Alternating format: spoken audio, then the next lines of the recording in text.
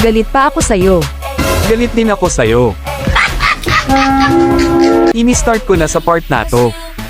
Hindi pa ata makamove on girlfriend ko sa nickname na nilagay ko kaya ito chat niya. Palitan mo yun ah. Ayoko! Kaya tinanong ko girlfriend ko kung ano gusto mong ipalit ko.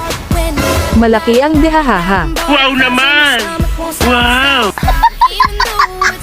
Malaki pa nga hahaha kaya ito sinabi ko pakita mo muna para maniwala ako.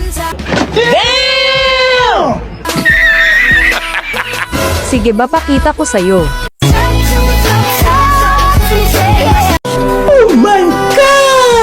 Ginaganahan tuloy ako maglaro kaya tinanong ko siya kung sure ba yan. Pag ikaw MVP. Okay. Gusto pa ata ako pahirapan ng girlfriend ko kaya nag-chat ako dito na pa MVP ako guys para makita ko. Hoy hahaha. Ginagalingan ko sa part na to para ako mag-MVP kasi sayang naman ang blessing. Natalo kami sa part na to pero ang mahalaga ako ang MVP hahaha.